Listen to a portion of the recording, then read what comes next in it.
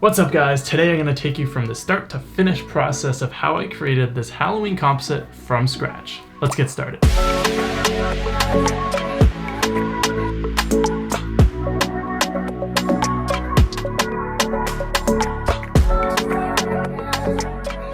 What's up guys, my name is Brendan, and if you're new to this channel and you love photography and photo editing, then make sure to hit that subscribe button to stay up to date with more videos just like this one. So with Halloween right around the corner, I wanted to make some kind of fun Halloween composite image, and when I think of Halloween, I immediately think of pumpkins. So I knew I wanted to incorporate some kind of pumpkin into the photo, and I ended up settling on the idea of some dude wearing a pumpkin on his head, holding a ball of fire, looking all creepy and stuff in the woods. So with that idea in mind, I wanted to shoot the entire process to take you from the start to finish of the creative journey, from shooting to editing and all that good stuff in between. So with that, let's start creating some Halloween composites. But before we do, make sure to stick around until the end of this video, as I have a big announcement and some sweet savings that you can get on my new Photoshop Essentials course, the Beginner's Guide to Photoshop. So make sure to stick around until the end for that one. Let's get into it. So the first thing that you should be doing when you have an idea for a composite is to draw it out. So I like to go into Photoshop, just create a blank document, and just doodle what I want the final image to look like in the most basic sense. So when you're doodling, it's a great time to figure out the composition, figure out a potential pose that could work, and what elements you're gonna need to include in the photo. So although I have the doodling capabilities of a kindergartner, I was still able to put together a reference point for the final image that I wanted. Now with this final doodle, it ended up breaking down exactly what I needed to shoot for this photo. So of course I need to find fire assets, so I can either shoot fire myself against black, or I can go and find them online, which I have done already, and I'll be talking about that later on. Next, of course, I need to be posing in this photo, so I know that I want to be kneeling. I just need to find a location, and that's going to be some forested road, something kind of dark, moody, that kind of thing. And I actually found the perfect road for this photo while I was running the other day. So let's head over there. Now, although I knew I was going to be the one in the photo since I already knew what I wanted,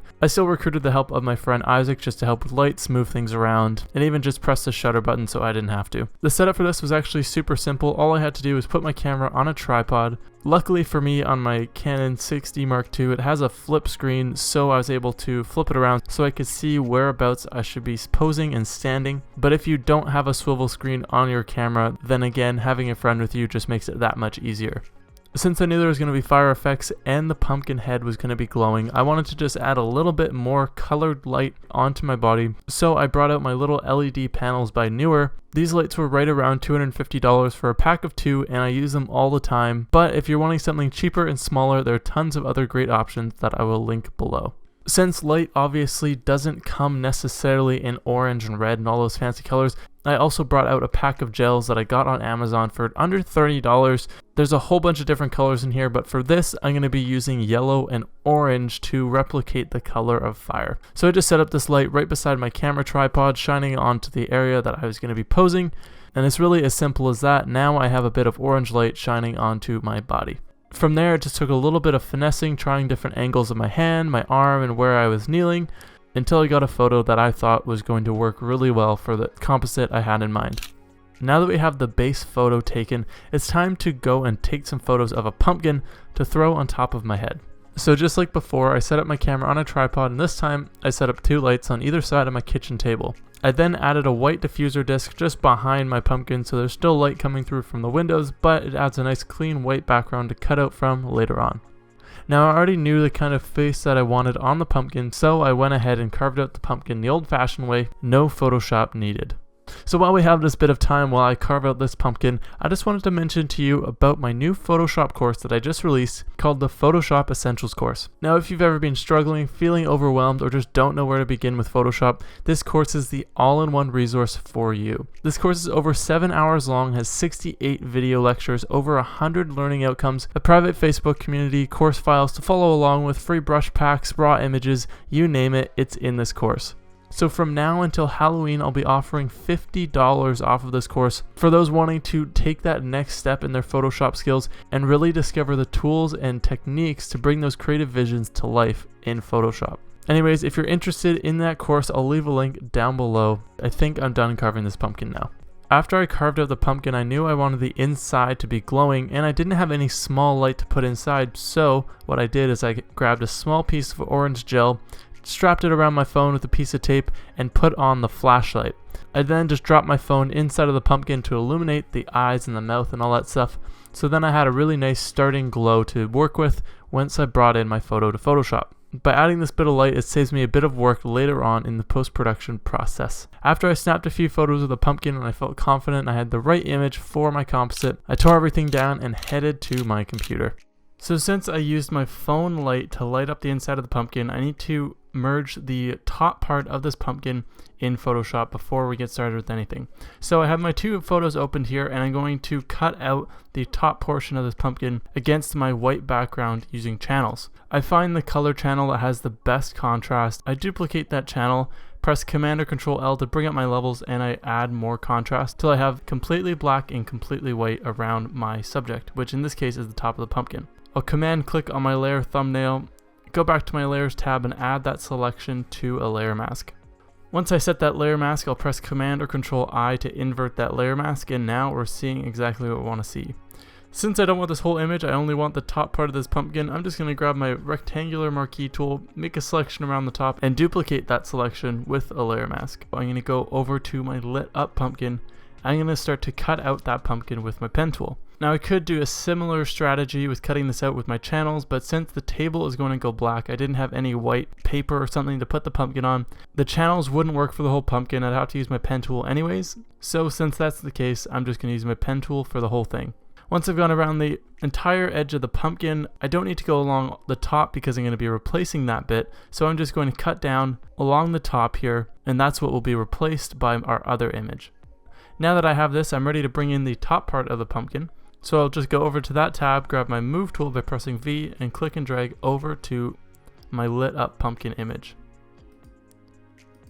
Once I've dragged and dropped that image into frame, I'll just adjust the layer mask using a soft brush, painting out all those harsh edges so then it will blend nicely with the rest of the pumpkin. Once I'm happy with how that looks, I'll shift click both layers, duplicate them, press Command or Control E to merge them, and now they'll be ready to drop into my actual image. Dropping it into the image that I just shot in the forest, I'll resize it a little so it looks more like the size of a head. It doesn't have to cover my entire head necessarily because I could just clone stamp out certain parts that are sticking out, like the top of my hair in this case. For the next step, I'll create a new layer, rename that layer to clone as in clone stamp, and I'm going to just clone stamp out some of the area above the pumpkin, which is my hair sticking out. We obviously don't want that stuff, so I'll just hold Alt and click to sample, and then paint over the areas I want to get rid of. Next, it's looking a little weird underneath the neck, so I'll just create a new layer once again and add a shadow to it. So we don't have to do anything special in this case. I'll just grab my brush tool, make sure black is set to my foreground color. Using a soft brush, I'll paint underneath the pumpkin layer. I'll then change the blending mode to overlay and bring down my fill slider a little just to blend things in. Now that looks okay for now, but we might do some more adjusting later on.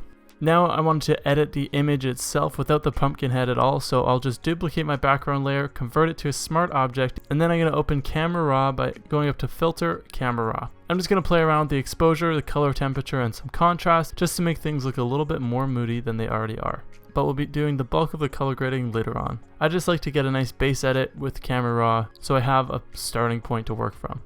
Next, I'm going to add some flame assets that I downloaded from photobash.org. These are paid assets and I don't have any affiliate links for them, but if you want to go check them out, buy some for yourself. I'll leave a link down below. Once I've dragged and dropped that into my image, all I have to do is change the blending mode to screen and it gets rid of all the black for me. I'm going to position it in the area that I want the fire to sit, and then I'll just add a layer mask and mask out any areas along my fingers that won't make sense for the fire to show up. And now let's do a little bit of adjusting to the pumpkin head itself. So first I'll just start with a curves adjustment layer. I'm going to clip it to my pumpkin merge layer. I'll add some contrast just to make it pop a little bit more against the contrasty image that it's already in. Now that my pumpkin's blending a little better with that added contrast, let's start to make the inside of it glow a little more. So I'm going to create a light orb on a new layer. Creating a new layer, I'm going to just pick a nice orange color, add a soft dot of orange somewhere on my screen, and then I'm going to continue to make a smaller, lighter colored dot a few more times until I have this little circle of light, which I'll then change the layer blending mode from normal to linear dodge add. Once I've done that, I'll rescale and position those light orbs on my pumpkin eyes to give them that nice glowing effect. So since that looks a little bit aggressive, I'm going to bring down the fill of each layer. I'll duplicate one of those eye glows again, and I'm just going to drag that down to the mouth and position it in a general area that's going to work.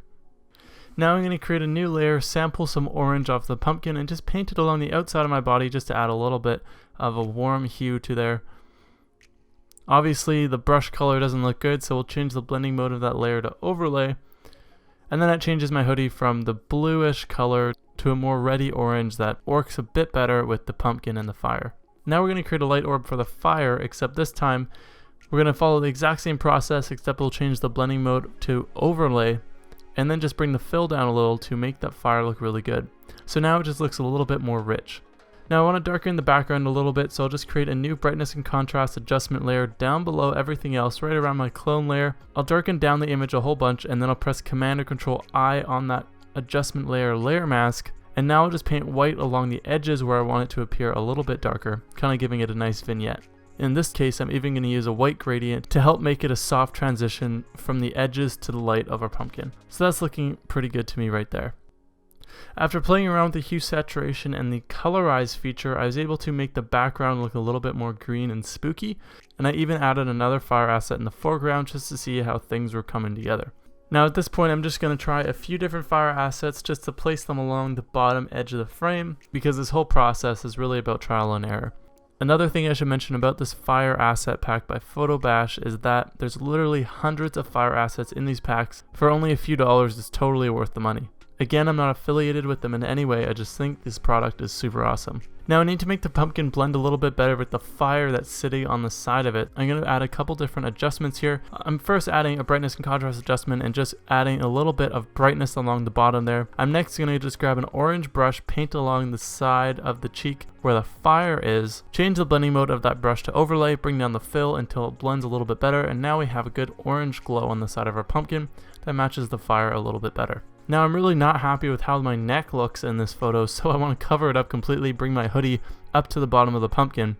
So I'm going to grab my rectangular marquee tool, select around that zipper area where my hoodie is, right around the neck, duplicate that from my background copy layer. I'm going to just move that up a little higher so the zipper sits right below my pumpkin's head, so it looks like my shoulders are sitting up a little bit higher. I'll add a layer mask to that, and with a black soft brush, I'll just mask out those harsh edges until it blends in seamlessly with the other photo. Now you'll notice that we have two zippers going on right now, so that does mean that we have to do a little bit of clone stamping. That's no big deal. I'm going to go straight up to my clone layer, and I'm just going to sample part of the zipper, and I'll just go ahead and paint up from the zipper into that dark area and continue to do that until that lower zipper is completely taken care of. The zipper looks like a continued line and my neck is not as visible. The next thing I'll do is add a hue saturation adjustment layer underneath all of my pumpkin related layers so that I can only affect the background of my image. I also took care to mask out my body from these adjustments so my hoodie wasn't going to change color along with the trees. A great feature within the hue saturation adjustment layer is colorize. If you click colorize, you can basically just set a solid color to go over all of the background. So in this case, I just picked a nice greeny blue color, played around with the saturation lightness, and things are looking really good to me there. Next, I'll do a little bit more fine tuning with my pumpkin head, just going through my adjustments here. I'm currently using a hue saturation and color balance adjustment layer to adjust the color to blend in with my background a little bit more.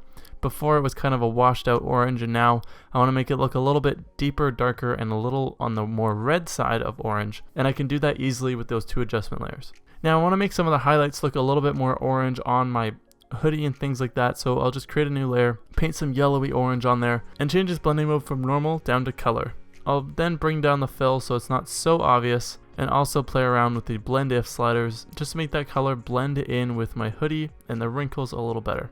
Now I want to add a little bit of a blur, so I'm just going to select my background copy in the clone layer, select those layers, duplicate them, merge them into one. Then I can go ahead and convert that layer for smart filters, where I'll then add a Gaussian blur And then with the Smart Filters layer mask, I'll just paint out all of the areas that I don't want that blur to be visible, which is pretty much everything except for the outside edges. This blur is really just a stylistic effect. It doesn't actually do anything that worthwhile for the photo. I just think it looks kind of cool having those blurred edges. You might love it, you might hate it, but to each their own. Now I'm going to go back up to the top of my layer stack and I'll add a color balance adjustment layer, and I'm going to start doing some overall color adjustments to the entire image. Now to make these colors blend in a little better, I like to apply my image by going up to image, down to apply image. I talk about apply image and the power of it extensively in my Photoshop course and in other YouTube videos, so I'm not going to dive too deep in it in this video. After adding a little bit of overall color adjustments, I want to make the foreground fire pop a little more, so I'll create a new layer right above my foreground fire group. Just paint some orange in there, change the blending mode to overlay, play around that fill, and rinse and repeat with a few different colors on the same layer until I'm happy with how it looks. So in this case, I just use a little bit of orange and a bit of red. After that, I'll go back to my regular overall color adjustments. I'll add a hue saturation adjustment layer, go through that, and then I'll add a selective color layer. Go through that one once again as well by applying an image to that layer mask, and just do a bit of fine adjusting in the shadows, neutrals, and whites of my selective color adjustment layer.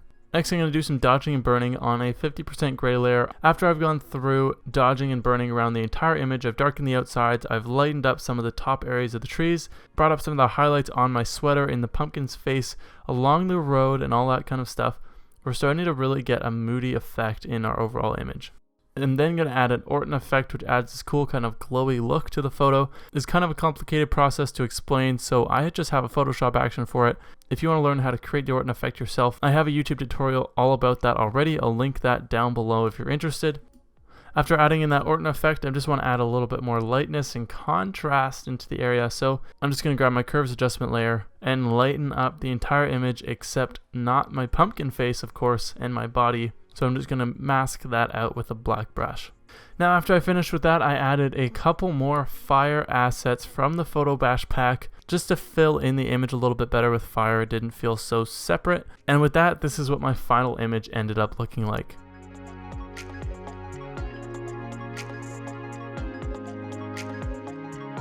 Now, if you found any of the topics that we covered in today's video a little bit overwhelming, then make sure to check out my Photoshop Essentials course. It is the best all-in-one resource for beginners wanting to learn Photoshop and take their skills to the next level. The Photoshop Essentials course is over 7 hours long, has 68 video lectures, 10 chapters, over 100 learning outcomes, a private Facebook community, raw images, brush packs, you name it, it's in this course. This course is everything I wish I had when I first started in Photoshop. It takes you from complete newbie all the way through to a confident and competent Photoshop extraordinaire through easy to follow lessons, hands-on experience by editing real photos, and also you get continued mentorship into the future through the Facebook group and one-on-one email support with myself. Right now, up until Halloween, I'm offering $50 off this course. So if you wanted to get access to all 68 video lectures, 7 hours of this course for $50 less, then now is the time to get into it with the discount code linked below. Anyways guys, my name's Brendan from BeWillCreative.com. I hope you enjoyed today's video and I'll catch you back here next time. See you then.